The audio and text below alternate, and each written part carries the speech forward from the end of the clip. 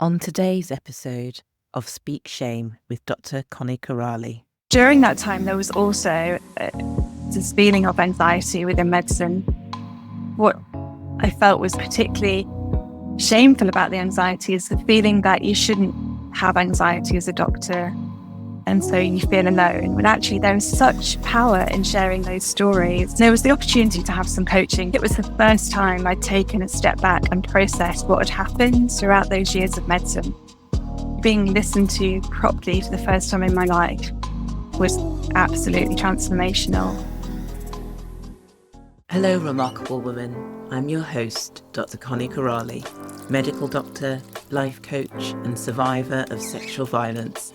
And you're listening to Speak Shame, a collection of inspiring conversations with remarkable women who have faced and overcome adversity.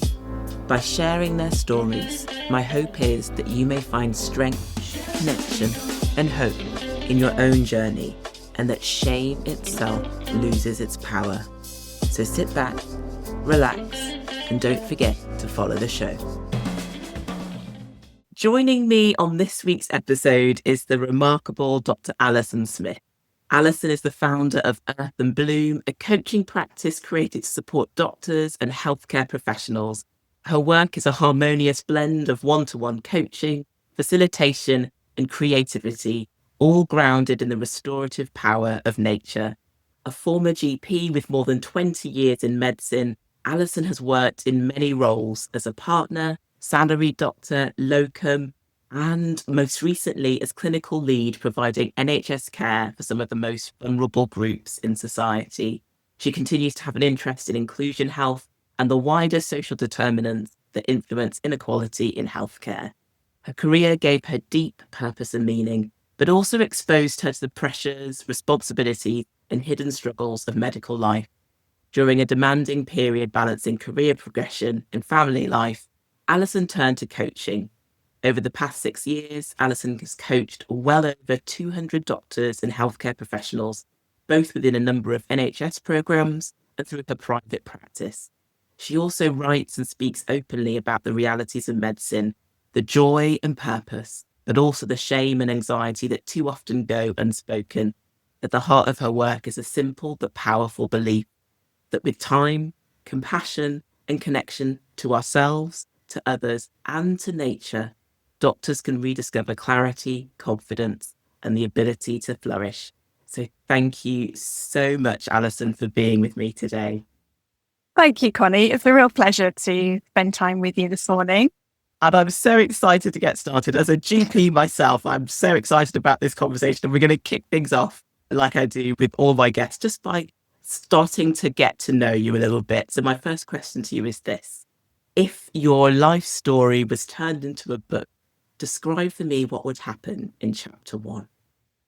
I love this question, Connie. I think it's fabulous. So I see this chapter as kind of 3 parts, really, and 2 different worlds. So the first thing I would say is this chapter, to me, is all about feeling in that high alert, danger, sensing the temperature of the room.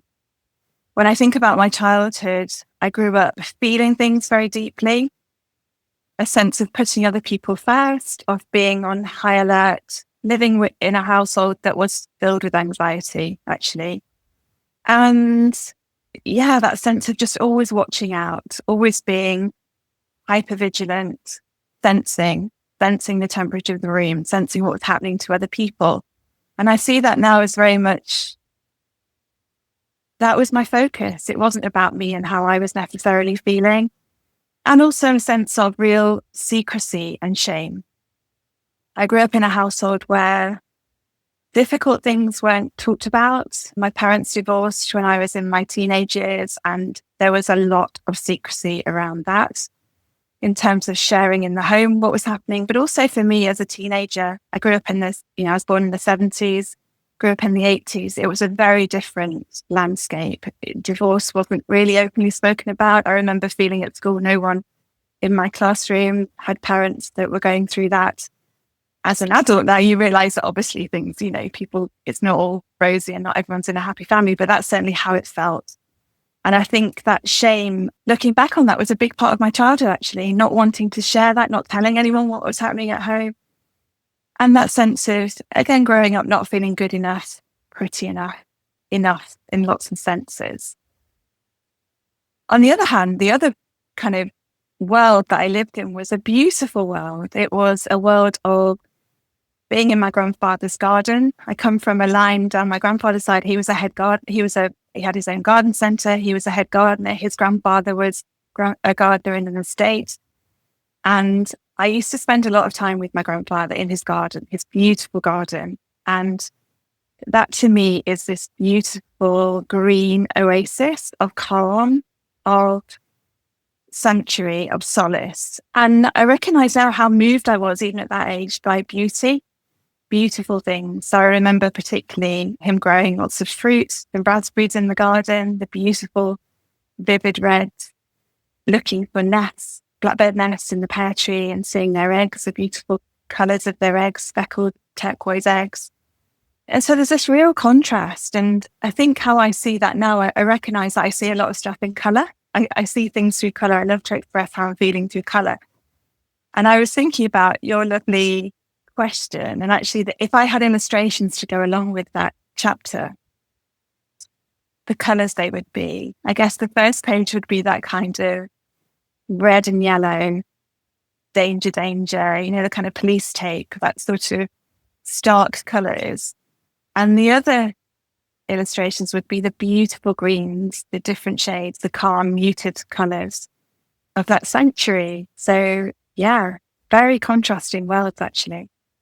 Oh, do you know what? I love that answer, Alison, because first of all, thank you for sharing your story, but also giving us that insight. I could almost imagine being there as you were describing it. And I think you're the first person I've ever spoken to that talks about that kind of very visual way that your mind works and the colours. I think that's such a beautiful way to describe your early life. And I wonder then, as you describe that early start, you describe the anxiety in the household, the shame as well, not being enough in so many different ways that you believe, but then also that connection with nature, how that then led you through to this career in medicine and then through to the work that you're doing today, if you could describe that journey.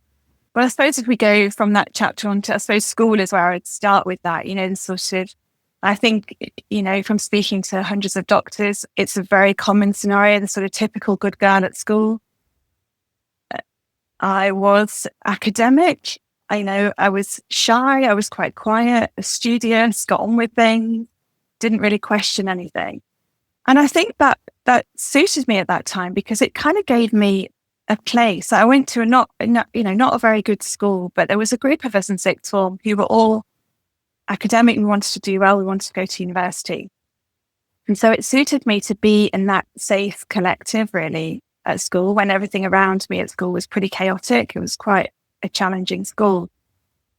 So it suited me. I found my place.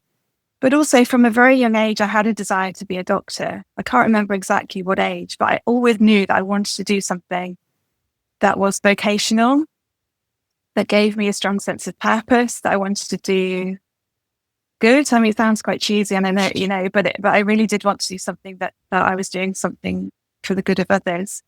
But it felt like an impossible dream, to be honest. None of my family had been to university. I had no connections to the medical world. The school, and things are so different now, thank goodness, but the school at the time had no connections with medicine.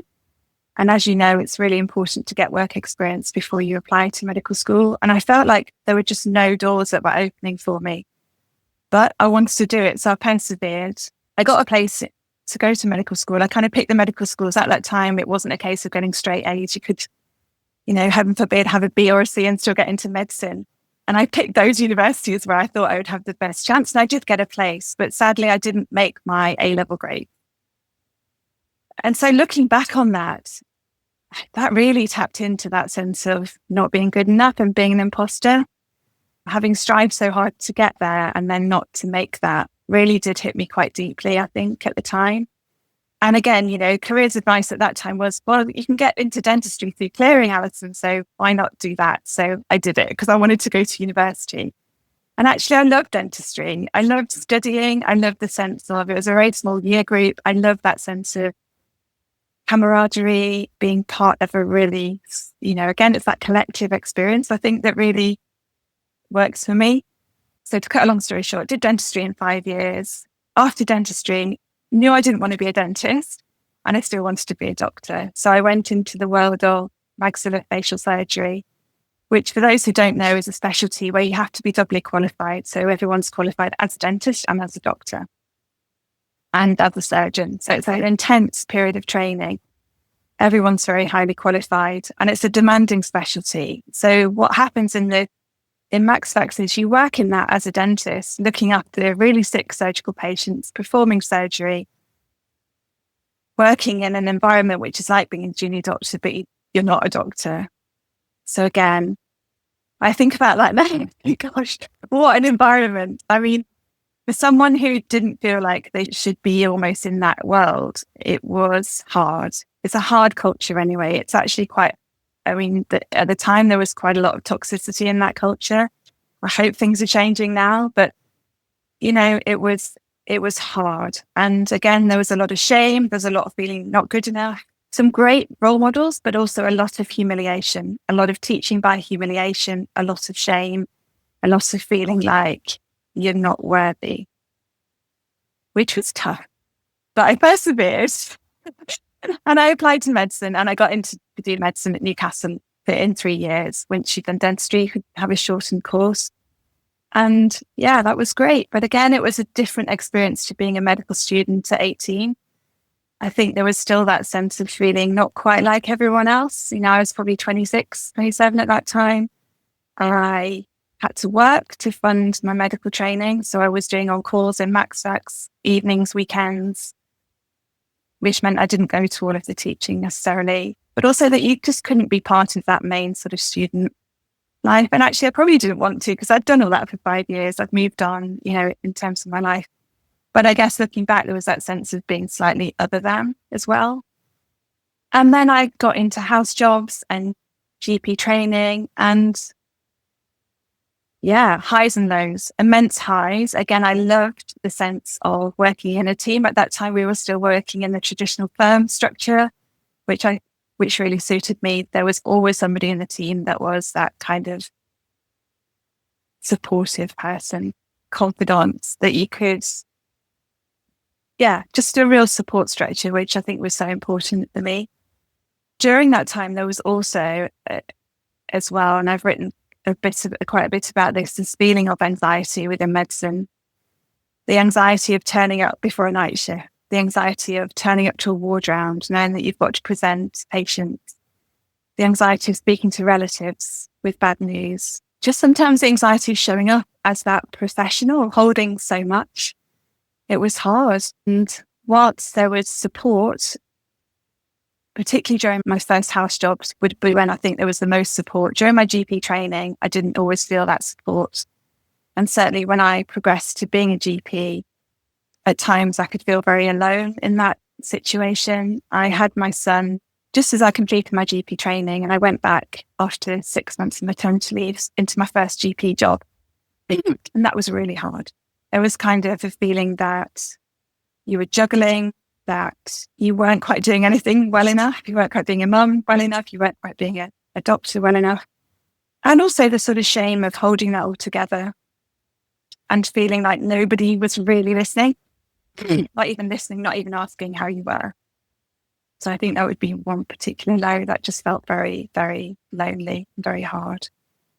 And maybe we'll talk about this a bit later, the terms of the shame around medicine and how I experience that and how I see that showing up with other doctors. We'll maybe have time to think about that later. So it's a very long story, so I'll cut it slightly short. But to get to where I am now, Connie, in 2016, 2017, I was juggling work, family life, and there was the opportunity to have some coaching through the NHS. And I'd never had coaching before. I'd never really had that kind of support. I had mentoring, but nothing that was like coaching. And I found it absolutely transformational, both for me personally, but also professionally. One of the things that it unlocked for me was this sense of creativity that I had squirreled away from probably before GCSE. It's knowing when I wanted to go into medicine, I had to do that scientific path. And it unlocked something in me about my sense of appreciation of beauty, of creativity, and my deep love of nature. And the other thing that was transformational was it allowed me to really recognize what my values are. And once I'd done that, I realized why I felt so discombobulated, so confused, so stuck, because I realized the values of the organization, the management structure within the organization where I was working were completely misaligned with my values. And it sounds so simple now, but I had never thought about the way I was feeling in those terms. It was like an absolute light bulb moment for me. And so after that experience, I had quite a lot of coaching. I decided that I wanted to find out more about coaching and learn to train to be a coach. So I trained through what was Health Education England. And I did a lot of coaching in other fields as well and trained to be a time to think coach. And I decided to take 6 months out of what was a very demanding job at the time as clinical lead of a social enterprise in Bradford to really explore coaching and to give it my all, because I felt it was hard to juggle both jobs. And what I found in that 6 months was not only an ability to sort of think about where I wanted for the future and develop my coaching practice, but I think it was the first time I'd taken a step back and processed what had happened throughout those years of medicine and really processed them. And that processing was done out in nature. So I would go on walks, long walks in the morning with the dog, sit by the river, be anywhere in nature and just really process what had happened. And so much of the thoughts, emotions, feelings that had come up during those times. So yeah, it was quite profound, really. Yeah. Oh, Alison, thank you so much. Honestly, listening to that, there's just so much that I can relate to. And I can imagine as well other doctors, other healthcare professionals who will listen to this, who will think your experience sounds so similar to mine. But also for non-healthcare professionals, I think it's so important just to remember as well that we're human and that we're doing our best, but we go through the same things that everyone else goes through. And that journey that you describe into realizing, thankfully, after having that coaching, recognizing what your values are, and then having that time to step back and really think, okay, well, what's important for me? And so I want to explore more about the work that you're doing now. Bring us back to that discussion that would be lovely to have about shame in medicine. And I wonder if you could speak more to that. Yeah. So again, I suppose it's something that I now see very differently as to when I was actually experiencing it. And I think that's the beauty, isn't it, of wisdom of getting older, of perspective shift as well. And I think sometimes stepping away from that has given me a very different perspective. But yeah, I suppose firstly describing what that felt like is it felt all consuming. I would just feel the weight of responsibility. And also, one of the things about medicine, of course, we're taught about worst case scenarios. And you're always thinking, even as a GP, you're thinking, well, what happens commonly? But you're always thinking about, oh, what could be the worst case scenario here, which you wouldn't be doing your job properly. There's a spectrum. But I think sometimes that just becomes quite overwhelming in thinking about what you're dealing with and also the level of uncertainty in medicine. It is anxiety provoking. I mean, uncertainty can be anxiety provoking. And I think now when I think back, or even I was thinking about when you first train as a doctor at medical school, you're seeing dead bodies, you're seeing cadavers, you're dealing with things which are actually quite a huge jump from one minute you're an A-level student, or in my case, a lot older, to going to something which is challenging, which is emotional, which is difficult.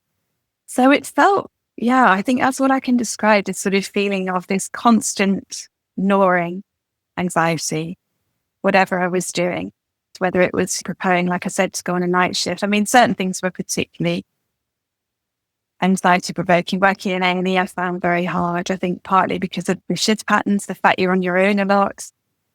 Yeah.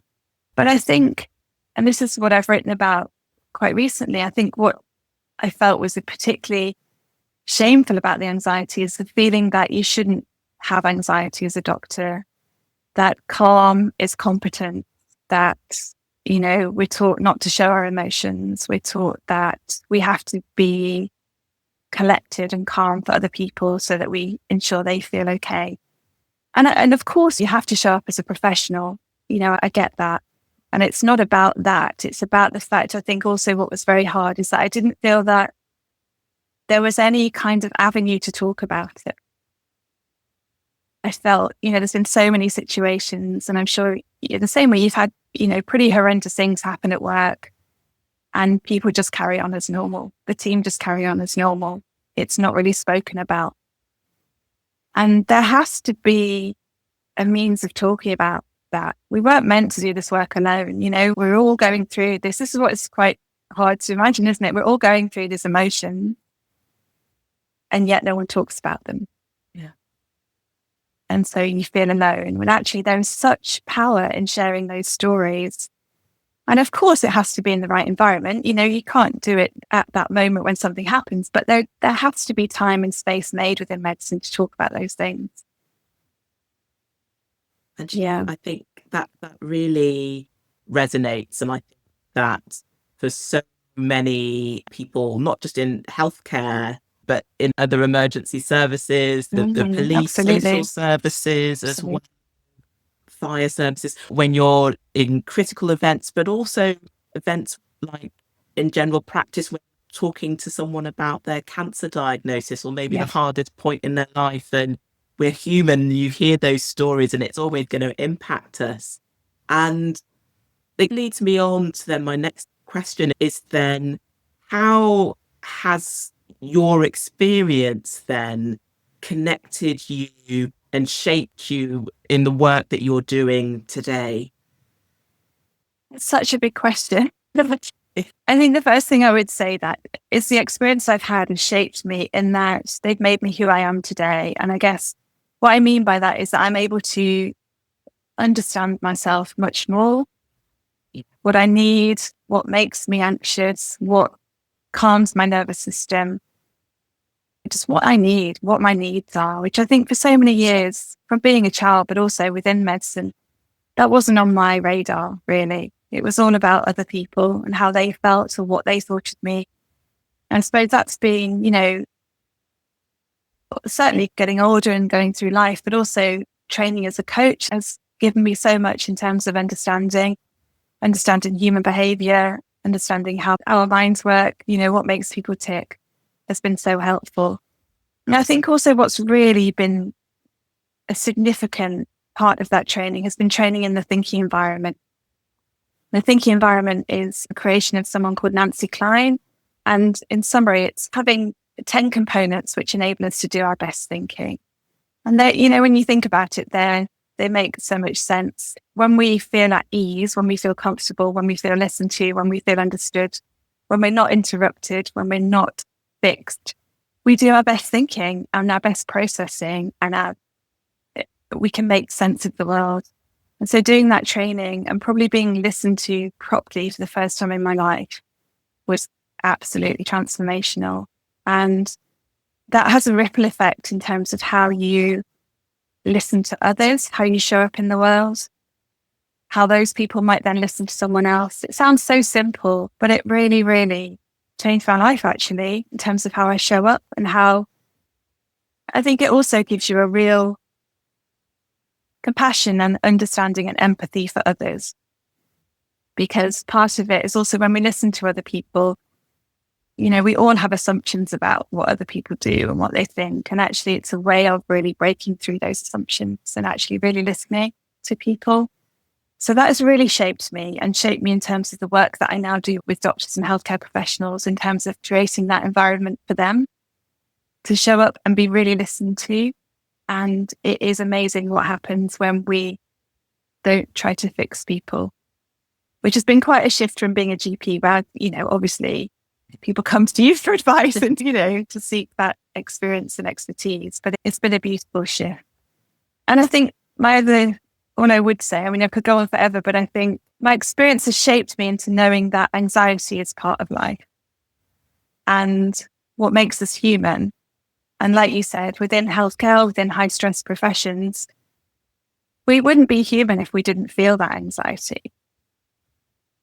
And I think that's really important to remember. It's there for a reason, because we're dealing with difficult stuff. And yeah, I think just having that sort of self-compassion to recognize that and realize that it's actually a positive. You know, the most compassionate, empathic people will feel that. They'll feel things strongly. They will feel that sense of, I'm holding so much here. And so I guess I've been shaped in seeing that more now as a positive rather than a negative, that it actually makes me who I am, and it makes all of us so individual and unique. Yeah. Oh, that's brilliant. And I think that there'll be so many doctors, healthcare professionals who are listening to this and really resonating and wondering, okay, how do I do this? What steps do I take? What advice can you give to someone who feels the same way that you felt? How can they move forward? I think the thing that I would say is that you are not alone. You're really not alone.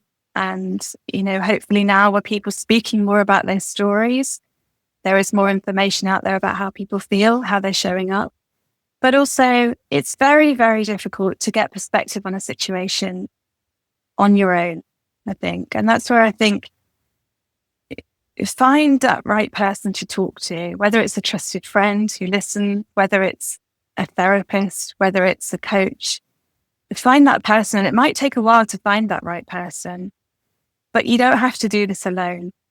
You really don't, because, shame is such an introspective emotion, isn't it? It's so inward looking. It's all about us and kind of what other people think about us. Just having that sense of perspective on it can just so change how we feel. And like we say, shame thrives on secrecy. Talking about it, it doesn't like that. It disappears. And however you find you're able to do that, that would be what I would say to other people. The other thing I would just say about perspective is, for me, and it's very different for everyone, but I think that's one of the things I love about being out in nature. No matter how maybe introspective I feel, there's something about going out for a walk, looking at the sky, looking at the trees, sensing the world around you, that makes you realize actually the world's a very big place and we're just a very tiny part of it. And that's really helped me. So I guess it's just finding your place like that, whatever that might be, but a place where you feel calm, where your nervous system is soothed, where you're able to really think about what you want to and talk and share. That's beautiful. I can imagine that there are people who are listening, several people who are like, I would absolutely love to work with Dr. Alison Smith. Tell me a little bit about the work that you do. I know I talked to you about it in the introduction. Tell me a bit about the work that you do and how people can work with you. How can they get into that? Well, I work in several ways. The majority of my work is one-to-one coaching. And I do that in several ways. We're very lucky in Yorkshire that we have a scheme which is free at the point of access for all trainee doctors within Yorkshire and senior educators. So that's through what was the deanery, is now NHS England. So I work a lot through that service. I also work with Trailblazer GP scheme, which is for doctors who are working in areas of deprivation. And that is coaching that's available to them as well. And then my private practice, which is through Earth and Bloom. And that the focus on that is, coaching outdoors, coaching in nature, but also a lot of that work is through Zoom as well, because it's just so convenient. And it means, not everyone's based in Yorkshire. And so people can get in touch for one-to-one coaching. It's very flexible. I don't sort of have packages of sessions that people can sign up to. I tend to work on a one-to-one basis and individually tailor what people need. But the beautiful thing about that is when we do go out in nature, it's just, there's so many things that happen when you're out walking in nature. Yeah, it's beautiful. There's so much metaphor within nature. There's so much calm. There's perspective, like I've talked about. And it just flows. It's beautiful. It's just beautiful. I can imagine it now. I'm like, when can I put myself in? I will make sure that I put the links as well to your Yeah. website, and also, social media handles. I'll put those all in the show notes. Thank So you. for anybody who is inspired, who is moved to work with you, and I'm sure there'll be many, they'll be able to get in touch with you. Thank And you. The other part of my work, which I'm very excited about, is the group gathering and facilitation. So I work in many ways with groups, but a relatively new offering that I'm providing is sister circles within medicine. So these are groups which are for women in medicine. I provide sessions in the evening, or they make up a huge part of the retreats. I'm running a weekend retreat for women in medicine as well. And they're based on the premise, like we've talked about, that stories matter. So they're a joining together of women who can share a collective voice, who can come in a non-judgmental, non-fixing space where all emotions are welcome. Silence is a very welcome member of the group. And we meet, again, very connected to nature. The last one I ran was by the beautiful River Wharf, where we spent some time walking and collecting individual items from nature. And we come together in a circle. And the idea is that there's no fixed agenda, which is quite a jump within medicine, but it's the idea that stories matter, and they're very expertly facilitated so that they feel safe and supportive. And we ensure that, there's confidentiality. It's all very, very sort of expertly facilitated, but they're just beautiful. And they allow women to come and really shed the masks of every day, to really feel supported, to share how much they're holding. We were talking before we started this about how much women are holding in terms of work, family, support for other people. And they're just a beautiful gathering. So I'm really excited about that. My sort of passion is to spread these circles within medicine and to really, really promote that sort of collective voice. Yeah, such a beautiful idea. And I really think that it's so true that sharing our stories, coming together, forming connections, building community is so important to our well-being. And I'll make sure definitely it's all going there. People are probably like, I'm not a healthcare professional. How to... I'm so sorry. Maybe one day, Alison. Yeah, absolutely. Never say never. You can get in touch with her and argue your corner. I'll let you do that. And so I wonder if there's anything that you've thought, actually, I really wanted to talk about this. Let me know, let the listeners know. Oh, I'm sure there's lots, Connie. It's good to know, really. Yeah. I suppose I might throw that question back at you. Yeah. One of the things I was really, I think when we chatted before the podcast, or we met before, there's just obviously so much that we have in common, but also, everyone's experience is different. But I wondered if there's anything particularly that speaks to you about shame in medicine. Yeah. When I was listening to your journey, I was like, so much of this resonates. And there's one thing in particular that really stuck for me and brought so many things back, was when you talked about the humiliation sometimes that is used in medicine. And I always remember, as my first job as a doctor, I was working in urology, which is a surgical job. And after an on-call, one of the more senior surgeons stopped me in the corridor in the middle of the ward and just shouted at me because I'd made some mistake. And it felt like forever. It was probably only a minute, but it was long enough to really just stick with me, and just the humiliation that I felt in that moment.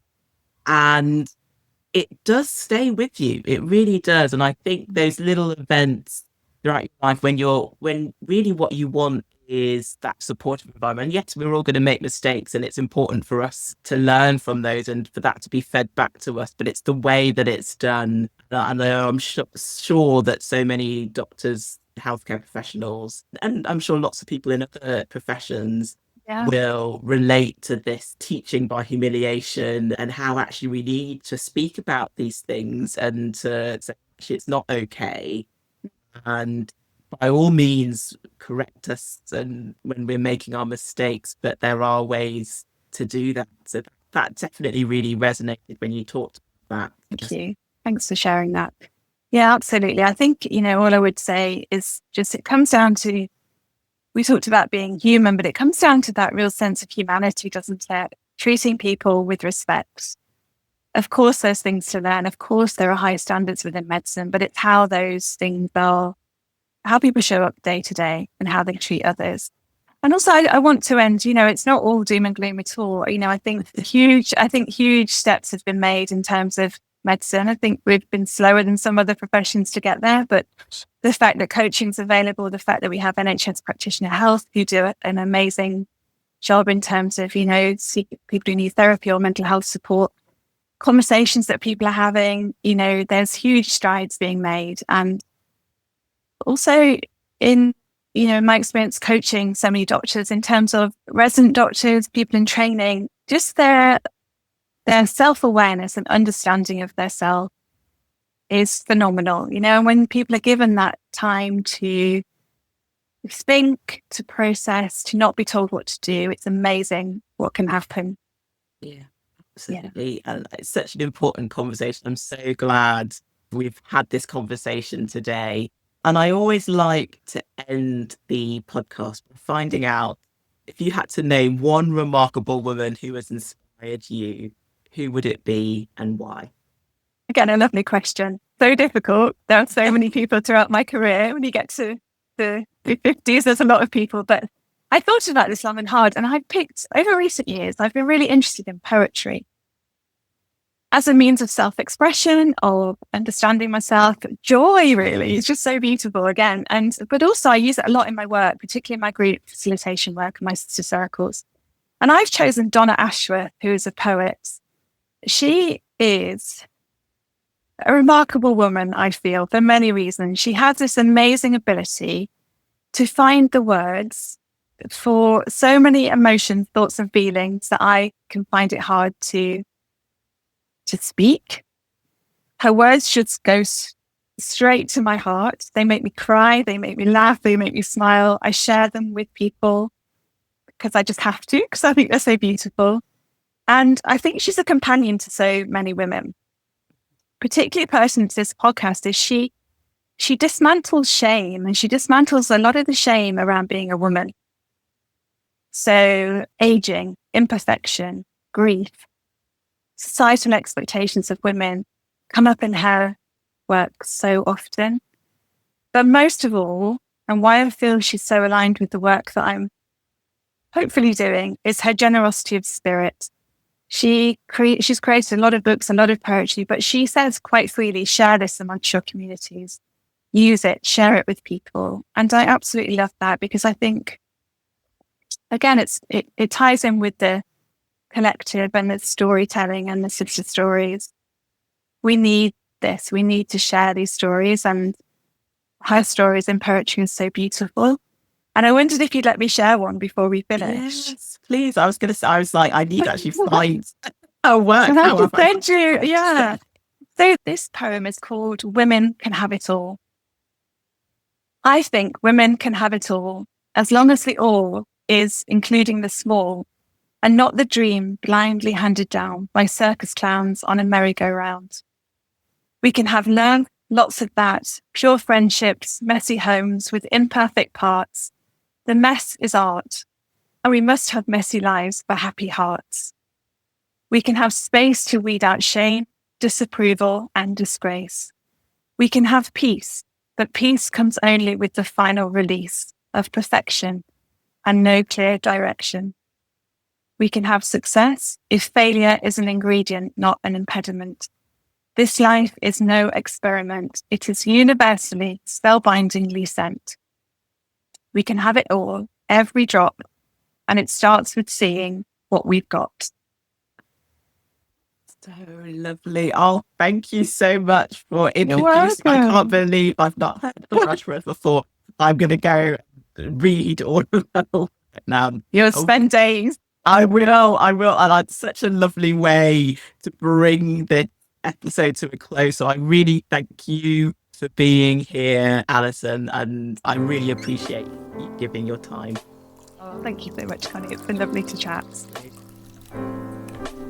Thank you for listening to Speak Shame with Dr. Connie Kerali, and thank you so much to Dr. Alison Smith for being my guest on this week's show. Please take a look at the show notes for information on Dr. Alison's social media handles so that you can connect with her. If you'd like to join the community, head over to @Dr. Connie Kerali on Instagram. If you're a remarkable woman who has been silenced by shame and you're ready to reclaim your voice, then join me at my next free Shame Resilience workshop. You'll find the booking link in the show notes. And finally, don't forget to subscribe to the podcast to get a new episode every other Thursday. Until next time, take care.